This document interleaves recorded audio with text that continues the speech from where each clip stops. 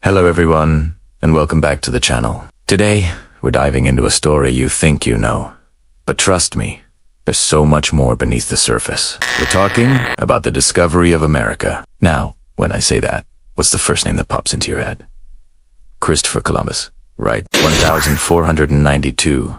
The Nina, the Pinta, the Santa Maria letters. We all learned it in school. But what if I told you that the story is far more complex, and Columbus was, in fact, incredibly late to the party? Let's rewind the clock. Way back. I'm talking tens of thousands of years ago. The first people to set foot in the Americas weren't sailing from Europe. They walked during the last ice age. Massive glaciers locked up so much of the world as water that sea levels were hundreds of feet lower than they are today. This exposed a vast land bridge connecting Asia and North America, known as Bering, between roughly 30,000 and 16,000 years ago. Groups of nomadic hunter-gatherers from Siberia began to cross this bridge, likely following herds of large game like mammoths and bison. These weren't just a handful of people on a weekend trip. This was a massive migration that happened over thousands of years. As the ice sheets began to melt, and an ice-free corridor opened up through what is now Canada, these first peoples, the ancestors of all indigenous peoples of the Americas, spread out. They moved south, east, and west, adapting with incredible ingenuity to every imaginable environment. From the frozen tundra of the Arctic to the dense rainforests of the Amazon, from the vast plains of North America to the high peaks of the Andes, they built thriving societies, developed complex languages, created breathtaking art, and engineered incredible cities like Teotihuacan in Mexico and the vast mound complexes of the Mississippi Valley. So, when we talk about who discovered America, the undeniable first answer is the ancestors of the Native Americans. They didn't just find a new land. They created thousands of unique and vibrant worlds within it. But the story of pre-Columbian arrivals doesn't end there. Let us fast forward a few thousand years and shift our focus to the icy waters of the North Atlantic. Cue the Vikings, or more accurately, the Norse.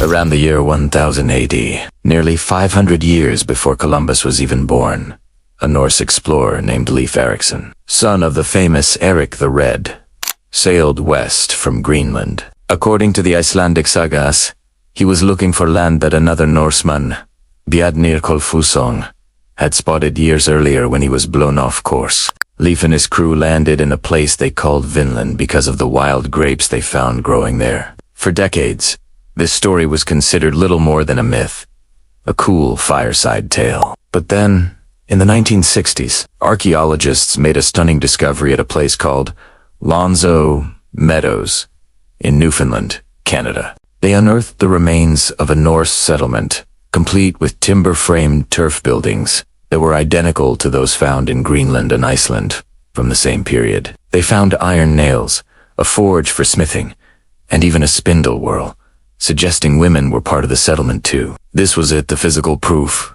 that the Norse had not only reached North America, but had established a base there. While the settlement didn't last long, perhaps only a decade or so due to conflicts with the local indigenous people. Humte Kajade Skrylings, and the sheer distance from home, it's an undeniable fact. The first Europeans to set foot in the Americas were the Norse. So, if the first peoples were here for millennia and the Vikings landed around 1000 AD, where does Christopher Columbus fit into all this?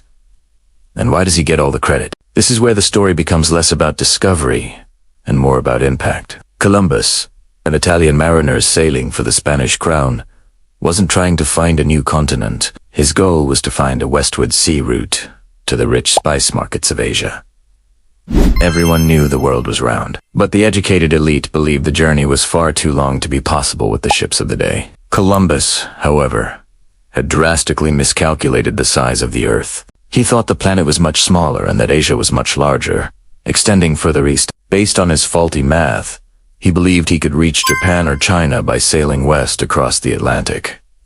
So, in August 1492, he set sail. After a grueling 10 weeks at sea, on October 12th, his crew spotted land. It was an island in the Bahamas, which he named San Salvador. He was convinced he had reached the East Indies, which is why he called the native Taino people he encountered Indians. He never, in his entire life, admitted he had found a new world. He died, believing he had reached the outskirts of Asia. So, why is Columbus so famous? Because his voyages, unlike those of the Norse, had a cataclysmic and permanent impact. His arrival triggered what we now call the Columbian Exchange, the widespread transfer of plants, animals, culture, human populations, technology, diseases, and ideas between the Americas and the Afro-Eurasian hemispheres. Suddenly, you had tomatoes, potatoes, and corn from the Americas revolutionizing diets in Europe, while horses, cattle, and wheat were introduced to the Americas. But this exchange had a devastating dark side. The Europeans brought with them diseases like smallpox, measles, and influenza, to which the indigenous peoples had no immunity. These diseases swept through the continents like wildfire, wiping out an estimated 90% of the indigenous population in what is considered one of the largest demographic catastrophes in human history. Columbus's arrival also marked the beginning of centuries of brutal colonization, the transatlantic slave trade, and the systematic destruction of native cultures and societies. His voyages connected the two hemispheres in a way that had never been done before, kicking off the age of global empires and a truly interconnected world. This is the crucial difference. The first peoples discovered and populated the continents. The Norse made a brief, fleeting contact. But it was Columbus's arrival that irrevocably and permanently linked the old world and the new, for better and for millions of people, for much, much worse. So, the next time someone asks who discovered America, you can tell them the real story. It's not a simple tale of one man and 3 ships. It's a multi-layered saga spanning tens of thousands of years.